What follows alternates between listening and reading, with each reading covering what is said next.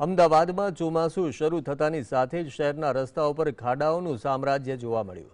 વરસાદની શરૂઆત થતાં જ શહેરના ચારે તરફ ખોદકામ અને અધૂરા કામોના કારણે રસ્તાઓની હાલત અત્યંત બિસ્માર છે, જેના પરિણામે અનેક લોકો અકસ્માતનો ભોગ બની રહ્યા છે, જેથી શહેરીજનોમાં તંત્ર પ્રત્યે ભારે નારાજગી પણ જોવા મળી રહી છે।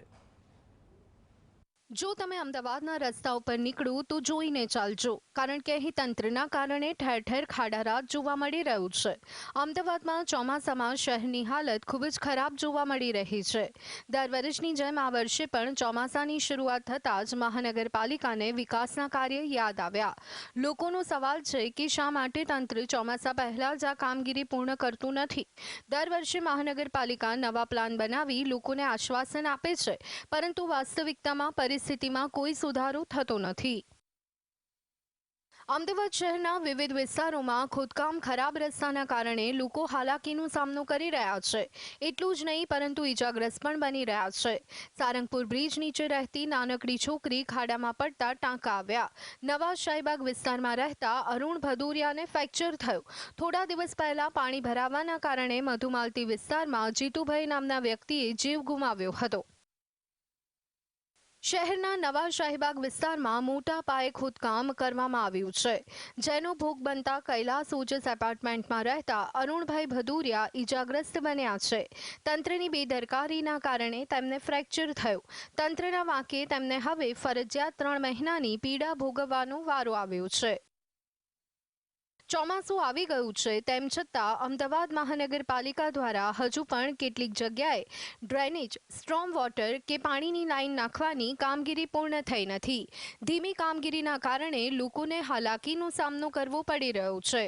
સારંગપુર બ્રિજ નીચેના ભાગમાં ગોમતીપુર જવાના રસ્તા પર 1.5 મહિનાથી ડ્રેનેજ કામ ગોકળ ગતિએ ચાલુ છે।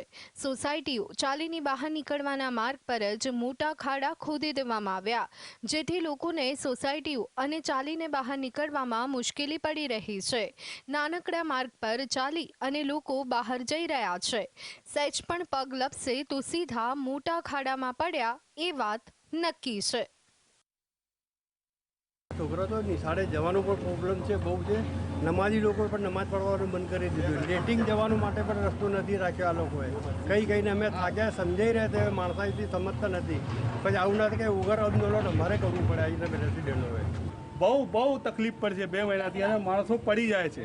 રાત્રે તમે અહીંયા આવો ને, અહીંયા પાણી ભરાયેલું, ખબર જ ના પડે કે અહીંયા ખાડો છે કે જવાનો રસ્તો છે।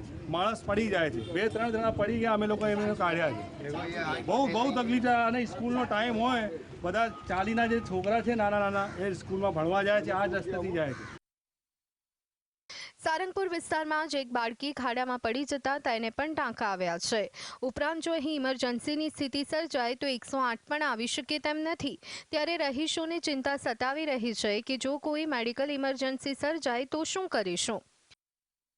1 મહિના થઈ ગયું છે, આ લોકો બરાબર કામ નથી કરતા। 2 જણા પડી ગયા છે, એક બેબીને 5 ટાંકો આવ્યો છે। શારદાબેનમાં એના ઇલાજ કરાવીને લાયા છે। એમને કહે છે કે ક્યારે કરવાનું, તો એ કાલે થઈને અમારું તહેવાર બગાડી નાખ્યો। 1 મહિનો થઈ ગયો, અત્યારે જો જવાનો રસ્તો નથી। આ જોઈ લો તમે કેવી રીતે અમે જઈએ છીએ, અમે કેવી રીતે રહીએ છીએ। કોઈ 108 આવે એનો રસ્તો નથી। શહેરના મુખ્ય માર્ગો હોય કે સોસાયટીના આંતરિક રસ્તાઓ, દરેક જગ્યાએ ખોદકામ અને અધૂરા કામોને કારણે વાહન ચાલકો અને રાહદારીઓ બંનેને હાલાકી વેઠવી પડે છે। કાદવ કીચડ, પાણી ભરાવા અને ખાડાઓના કારણે વાહનોને નુકસાન થાય છે અને અકસ્માતોનું પ્રમાણ પણ વધ્યું છે। આનાથી શહેરીજનોનો સમય અને પૈસા બંને વેડફાઈ રહ્યા છે। ઝલક અધ્યારું, GSTV, અમદાવાદ।